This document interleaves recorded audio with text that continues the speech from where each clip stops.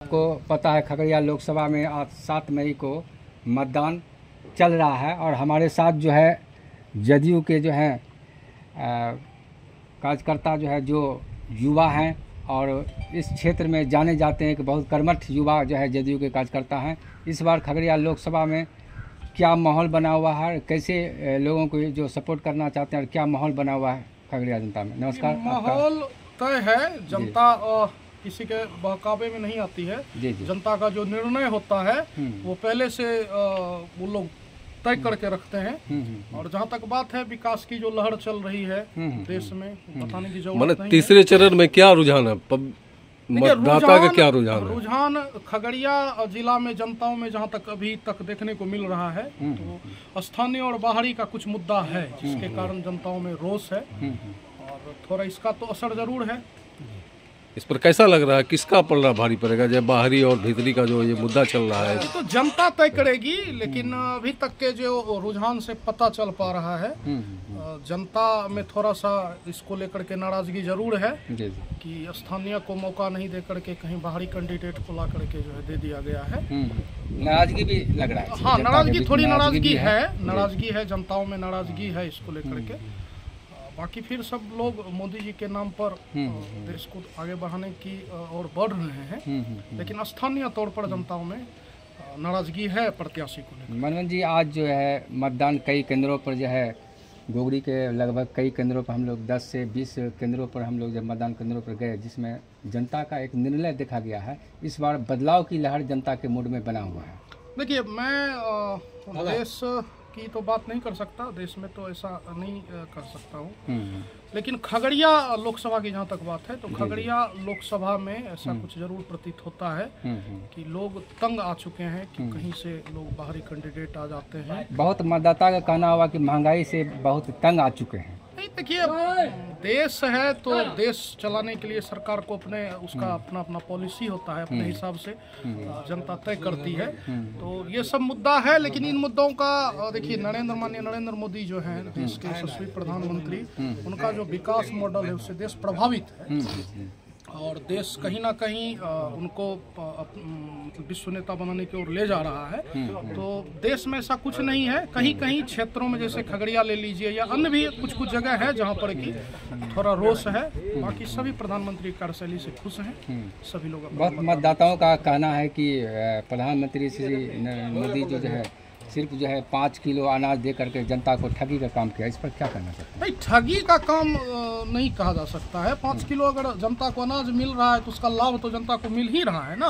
बहुत से गरीब परिवार के लोग हैं जिसको कि 5 किलो का राशन बहुत उसके लिए जीवन में बहुत लाभदायक, बहुत कीमती है। ऐसा कुछ नहीं है, ऐसे बहुत मुद्दे हैं, लेकिन सभी बातों को अगर दरकिनार कर दिया जाए तो क्षेत्र में और देश में जिस तरह से नरेंद्र मोदी का विकास कार्य चल रहा है वो प्रभावी है जनमानस। बाकी देखिए, अब चुनाव 4 तारीख को पता चलेगा। और बहुत मतदाताओं का कहना है कि एलजेपी उम्मीदवार को 2 बार खगड़िया की जनता जो है जिताया है, इसलिए कि तीसरा बार भी एलजेपी के उम्मीदवार ही दिया गया, लेकिन जनता जो कहना है कि अब जो है हम लोग बदलाव चाहते हैं। नहीं, बिल्कुल, हम शुरू में ही बताए कि एलजेपी के जो प्रत्याशी हैं, देखिए लोग नरेंद्र मोदी को देख करके 2 बार जो है उनको सदन भेजने का काम किया और अभी जब समय आया तो वह कहाँ चले गए सबको पता है। तो इससे जनताओं में आक्रोश जरूर व्याप्त है। 10 साल हम जिसको चुन के भेजे वो हमारे क्षेत्र के लिए क्या क्या असर विदित है और फिर से एलजेपी के उम्मीदवार को, बाहरी उम्मीदवार को खड़ा कर दिया गया। इसके लिए जनता में रोष है और हो सकता है कि इसका अंदरूनी कुछ मतभेद है। बिल्कुल अंदरूनी मतभेद है, जनताओं में, कार्यकर्ताओं में भी नाराजगी है और इसका हो ना हो ऐसा ईश्वर ना करे, लेकिन हो सकता है। क्या इसका कुछ खास परिणाम मिलने वाला है क्या? देखिए, जिस तरह का क्षेत्र में कुछ बातें आ रही है जनता के बीच में, जब आप एकाएक किसी प्रत्याशी को ले आएंगे तो जनता दिग्भ्रमित होगी और जब जनता दिग्भ्रमित होगी, ना जानती है ना पहचानती है कहाँ के हैं, क्या उनका बैकग्राउंड है, क्या योगदान है क्षेत्र के लिए। तो ऐसे बहुत से कैंडिडेट क्षेत्र में थे जिन्हें कि लाया जा सकता था लोक जनशक्ति पार्टी से। अगर लोक जनशक्ति पार्टी में ही चला गया सीट तो बहुत से ऐसे उम्मीदवार थे जिनको कि प्रत्याशी बनाया जा सकता था। बाकी सबको दरकिनार करके पार्टी कार्यकर्ताओं को दरकिनार करके, जमीनी कार्यकर्ताओं को दरकिनार करके कहीं से दूसरे जगह से जो है लेके आ गया, जिससे कि कार्यकर्ताओं में और स्थानीय जनताओं में भी आक्रोश है। लोजपा राव के जो कैंडिडेट हैं राजेश वर्मा जी, उनके बारे में कहा जाता है कि ये गुंडा बैंक के सरदार हैं, इस पे आप क्या कहना चाहते हैं? देखिए, जनता जो कह रही है और जैसा कि आप लोगों के माध्यम से, चैनल के माध्यम से भी देखने को मिला है, तो ईडी का रेड भी हुआ है और भी बहुत तरह का आरोप इन पर लगा है, तो सत्यता तो जरूर कुछ ना कुछ होगी। उसके विपरीत जब इन्होंने टिकट प्राप्त किया है, तो हम लोगों का फर्ज बनता है कि हम लोग इनका मदद करें। लेकिन अगर ईडी का या फिर अन्य किसी विभाग का छापा इनके ऊपर पड़ा है, आरोप लगे हैं, तो आरोप तो बेबुनियाद लगाए नहीं जाते हैं। तो अब आरोप लगे हैं, तो अगर आरोप सिद्ध होगा तो ये दोषी होंगे, अगर आरोप सिद्ध नहीं होगा तो ये बड़ी होंगे। मतलब आपके कहने मतलब अभी तक दोषी नहीं है?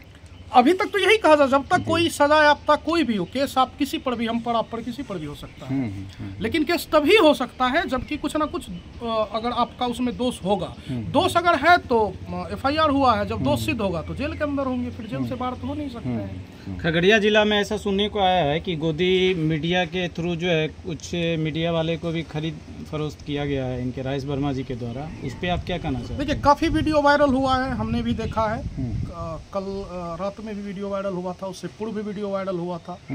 तो देखिए, मीडिया देश के चौथे स्तंभ हैं, आप लोग सम्मानित, लेकिन सभी लोग बेईमान नहीं होते हैं, सभी लोग चोर नहीं होते हैं, कुछ निष्पक्ष भी हैं। जितने निष्पक्ष हैं उनके दम पर ही देश टिका हुआ है।